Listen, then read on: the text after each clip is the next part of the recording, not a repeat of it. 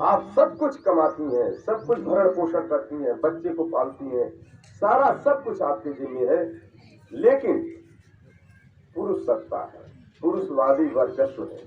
पुरुष सोचता है ये मेरी पत्नी है, मेरी बीवी है, जैसा अरविंद ने कहा कि अपने पैर की जूती समझता है। ये सच्चाई है, उसके मन में ये बात रहता है। वो एक तरह का सामंती है, उसके दिल दिमाग में एक बात दूसरी रहती है। लेकिन ऐसा भी नहीं है। बहुत सारे लोग प्रगतिशील हैं जो महिलाओं की इज्जत करते हैं, अपनी पत्नी को बराबर का दर्जा देते हैं, उसकी सुख दुख के सहभागी होते हैं और ये सोचते हैं कि उसको कैसे हम बराबरी का हकदार माने और कैसे उसको उसकी जिंदगी को बेहतर बनाए। वो हमारे साथ कंधे से कंधा मिलाकर काम करे और हम दोनों मिलकर इस समाज में एक नई सामाजिक व्यवस्था को लागू करने के लिए कैसे लड़ें, ये एक बात वो सोचते हैं कुछ लोग ऐसे हैं जो नहीं सोचते हैं। अब जैसे एक पुरुष बाजार से दारू पी के ढिमलाते हुए लटपटाते हुए चला आता है, घर में आते ही कोहराम मच जाता है, उपद्रव शुरू हो जाता है। अगर उसकी पत्नी कह देती है कि आप इतना दारू क्यों पिए हैं, तो उस पर खफा हो जाता है। लगता है कि हमारी इस गलती में, चाहे हम गलत ही कर रहे हैं, उसमें वो दखल दे रही है। इसको पावर नहीं है कि हम जो भी करें, चाहे गलती करें चाहे जो कुछ करें, हमारी इस बीवी को हमारे इस काम में, इस गलत काम में दखल देने की जरूरत नहीं है। हमको सुझाव न दे, हमको राय न दे। इस तरह की स्थितियां हैं, समाज में पड़ी हुई हैं। तो इससे छुटकारा पाने के लिए क्या किया जाना चाहिए, कैसे काम किया जाना चाहिए, इस पर मंथन होना चाहिए और विचार विमर्श होना चाहिए। मैं आपसे कहना चाहता हूं कि हमारी महिलाएं सृष्टि की रचनाकार हैं। महिलाओं ने ही सृष्टि की रचना किया है। अगर महिला नहीं होती तो ये समाज में सृष्टि की रचना नहीं होती और सारा सब कुछ समाप्त हो जाता। मैं आपको बता दूं, महिला है, निरीह प्राणी कहा जाता है। अब वो करती क्या है? जब बच्चा गर्भ में आता है तभी से महिला उसका पोषण करने लगती है, उसका पालन करने लगती है। महिला जो खाती है, जो भोजन लेती है, उसी भोजन से उस बच्चे को भी आहार मिलता है और वो बच्चा पेट में गर्भ में पलता है और बड़ा होता है। तो जब वो पलने लगता है और एक निश्चित सीमा आ जाती है, एक समय आ जाता है जब वो गर्भ से बाहर आता है, तो ये प्रकृति का नियम है कि माँ के स्तन में दूध आ जाता है बच्चे के लिए और गर्भ से बाहर आने के बाद फिर वो पालन करने लगती है। कैसे? अपना दूध पिलाकर करने लगती है। तो वह महिला जिसने इस सृष्टि को पाल पोष कर बड़ा किया है, इस सृष्टि में एक व्यापक पैमाने पर उसने काम किया है, वह महिला महान है बनस्पत पुरुष की।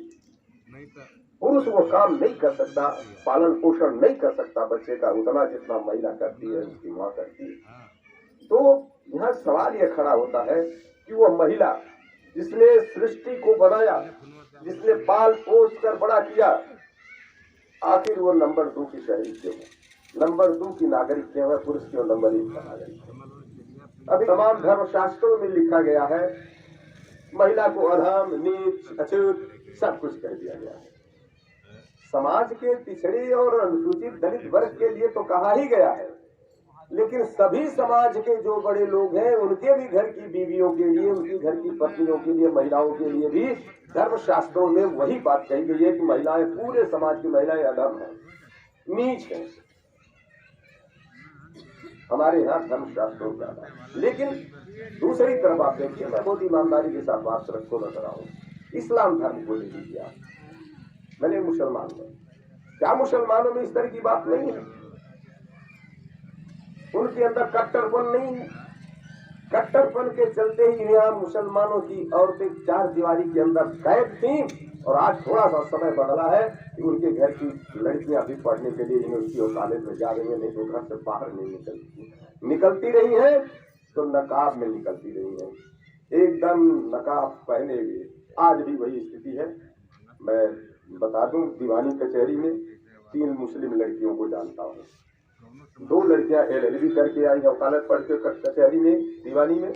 एक लड़की LLM करके आई है, बड़ी डिग्री ली है वकालत की, कानून की पढ़ाई करके। इन तीनों की स्थिति आज देखिए, मैं देखता हूँ जिसके यहाँ रहती, जिसकी जूनियर है, वो लड़कियां पूरी तरह से एकदम नकाब से भी बुरी हालत में आती हैं, केवल इतना चेहरा उनका दिखाई देता है और वो कचहरी में काम करती हैं। ये क्या मजाक है भाई? ये प्रगतिशीलता है, ये तरक्की पसंद ताकत है, जिसको मुसलमान बहुत अपने को तरक्की पसंद का नारा देता है और उर्दू शब्द का इस्तेमाल करता, तरक्की पसंद। यही तरक्की पसंद है। वहां भी इस तरह की बात है, इस्लाम में भी इस तरह की बात है। मैं क्रिश्चियन धर्म की बात करता हूँ। आप देखिए कि सारा क्रिश्चियनिटी में सारे लोग, महिलाएं एकदम स्वच्छंद घूमती हैं, उनके ऊपर कोई रोक टोक नहीं है।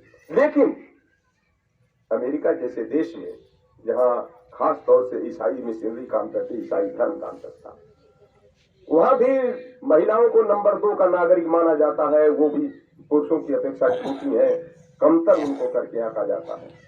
और मैं ये कैसे जान पाया? 1985 में, या मैं समझता हूं कि 1978 था, 85 नहीं 78 का जमाना था।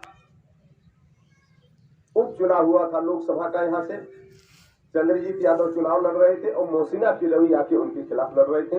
मोहसिना किदवई यहाँ से चुनाव जीत के चली गई और चंद्रजीत यादव जैसा नेता 18,000 वोट पाया। और जिस दिन वो 18,000 वोट पाते हैं, गिनती होती है, ऑल इंडिया रेडियो बोलता है, BBC बोलता है, हिंदुस्तान का बहुत बड़ा नेता चंद्रजीत यादव चुनाव में अपनी जमानत गंवा बैठा। यही आता है, यही रेडियो से अनाउंस हुआ समाचार में। और उसी बुलेटिन में दूसरी तरफ आता है कि चंद्रजीत यादव हिंदुस्तान के ऐसे नेता जो अमेरिका में महिलाओं को बराबरी का हक दिलाने के लिए वहां के व्हाइट हाउस का घेराव करते हुए 1 लाख महिलाओं के मोर्चे का नेतृत्व कर रहे थे। तो उन्होंने व्हाइट हाउस का घेराव 1 लाख महिलाओं को लेकर किया था और बड़ा परिवर्तन आया। आसान बात नहीं है कि अमेरिका में बदलाव आ जाए। अमेरिका में बदलाव आया जब 1 लाख महिलाओं ने व्हाइट हाउस को, वहां के राष्ट्रपति को घेर दिया। राष्ट्रपति को मजबूर होना पड़ा महिलाओं के हक को देने के लिए, महिलाओं को बराबरी का दर्जा देने के लिए। तो महिलाएं हमारी बराबरी की हकदार हैं।